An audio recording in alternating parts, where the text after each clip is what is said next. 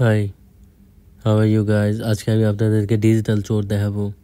গাড়ির ডিজিটাল চোর, যারা ডিজিটালি গাড়ির নাম্বার প্লেট চেঞ্জ করে ফেলছে, তারপর হইতেছে কালার টোন চেঞ্জ করে ফেলছে, বাম্পার চেঞ্জ করে ফেলছে, অ্যান্ড জনগণরে বলদ মনে করে। এই যে লোকটাকে দেখতেছেন, এই হইতেছে শেখ হেলারের ছেলে ছিল বা আছে, ওর নাম শেখ তন্ময়। কে না চিনে, সবাই চিনে। ওই যে গাড়িটা ইউজ করতেছে, ওই গাড়ির সেম গাড়িটা আমি এই যে এখন দেখতে পারবো। এই গাড়িটা লিটারালি বাড়িধারা ডিপ্লোম্যাটিক জোনে আমি দেখছি, ঠিক আছে? গাড়ির literally same colour, same tone, same specifications. আপনার গাড়ির একটু পরে এই যে এখনই পিছে দেখবেন, এটার স্টিকারটা উঠায় ফেলা হয়েছে, ঠিক আছে? পিছে যে গ্লাস, রিয়ার ভিউইং যে গ্লাস পিছনেরটা, ওইটাতে লিটারালি স্টিকার ছিল, ওই স্টিকারটা উঠায় ফেলা হয়েছে। আপনার সামনে যে বাম্পারটা, এই বাম্পারটা চেঞ্জ করা হয়েছে, ঠিক আছে? এছাড়া গাড়ির যে নাম্বার প্লেটটা হচ্ছে ঢাকা মেট্রো আমি রিসার্চ করে দেখলাম, এই যে সিরিজের যে গাড়িগুলা, এই গাড়িগুলা প্রধানমন্ত্রীর ব্যক্তিগত ইউজের পারপাজে ইউজ করা হয়, ঠিক আছে? প্রধানমন্ত্রী কার্যালয়ে যারা থাকে, দায়িত্বপ্রাপ্ত অনেক বড় বড় কর্মকর্তা, তারা ইউজ করে। এই যে আপনি মাত্র যে দেখতেছেন, স্টিকার উঠায় ফেলা হয়েছে, ঠিক আছে? এই গাড়িগুলা এখন লিটারালি আমি জানি না কাদের হাতে। ওই যে একটু আগেই দেখলেন নাম্বার প্লেট, ওই নাম্বার প্লেটে উল্লেখ করা, বাট এই গাড়িগুলো 3,500, 4,000, 5,000 সিসির একটা গাড়ি। এই গাড়িগুলোতে সিরিয়াল হয় হচ্ছে ঢাকা মেট্রো না সিরিজ যেগুলো হয়, সেগুলো হচ্ছে প্রধানমন্ত্রীর ব্যক্তিগত ইউজের জন্য বা প্রধানমন্ত্রীর কার্যালয়ে। আমি প্রধানমন্ত্রীর কার্যালয়ে এসব গাড়ি খুব কমই দেখছি। এসব গাড়ি দেখছি মন্ত্রী, মিনিস্টার, ওই যে শেখ তন্ময়ের মতন লোক, এরা চালাইছে। সো আমার কাছে কেন জানি ডাউটফুল মনে হয়েছে, পিছনের বাম্পার এবং সামনের বাম্পারটা চেঞ্জ করে, ঠিক আছে, নাম্বার প্লেটটা চেঞ্জ করে literally they are using it. মানে লাইক কেউ না কেউ তো আছে যারা হচ্ছে অঢেল এই গাড়িগুলো চুরি করছে। আপনি দেখেন শেখ তন্ময় কিন্তু একটা ব্ল্যাক কালারের রেঞ্জ রোভার চালাইতো, ডিসকভারি 4। ওই গাড়িটা কই? আমরা আজকে প্রশ্ন করতেছি না, কেন করতেছি না, আমাদের মাথায় এগুলো নাই। এই গাড়িটা কই? নিশ্চয়ই কেউ না কেউ চুরি করছে। চুরি করার পরে নিশ্চয়ই এটার পার্টসপাতি খুলছে। খোলার পরে হেডলাইট, এর ভিতরে এনফোটেইনমেন্ট সিস্টেম, তারপর হচ্ছে ওই যে এভরিথিং, টেল লাইটস, এটা ওইটা সব কিছু খুইলা টুইলা নিয়ে গেছে।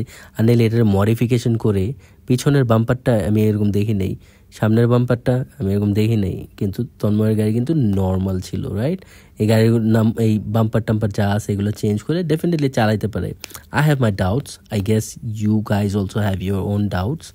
মেক শিওর এরকম যখন দেখবেন, আমি ছাত্র ভাই এবং বোনদেরকে বলবো, you thoroughly check this car's number plates, এদের যে লাইসেন্স অ্যান্ড রেজিস্ট্রেশন, যারা হচ্ছে গাড়ির ভিতরে, তাদের লাইসেন্স চেক করতে হবে।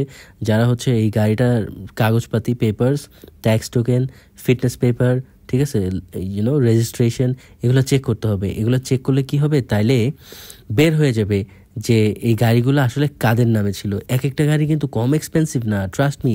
এই গাড়িটা কিনতে গেলে আপনার চোখ বন্ধ করে 5.5 থেকে 6 কোটি টাকা লাগবে। 5.5 থেকে 6 কোটি টাকার এক একটা গাড়ি, অনেকগুলো গাড়ি পুরায় দেওয়া হয়েছে। Do you really think? আমি যে কিছুদিন আগে বেক্সিমকোর একটা ভিডিও দিছি, বেক্সিমকো অফিসের মধ্যে যে গাড়িগুলো ভাঙাচুরা হয়েছে, ওই গাড়িগুলোর মধ্যে মোস্ট অফ দ্য গাড়িগুলোর মধ্যে এক্সপেন্সিভ যে পার্টসগুলো, ওগুলো নাই। ওগুলো অলরেডি টাইনা টুইনা হ্যাস্টায় খুলছে, কোনো না কোনোভাবে খুলে নিয়ে চলে গেছে। চলে যায়, আই ইভেন নো কোথায় বিক্রি হয়েছে বা কোথায় বিক্রি হচ্ছে বা কে কিনতেছে। যারা কিনবে তারা তো জানে না যে এই জিনিসটা চুরির।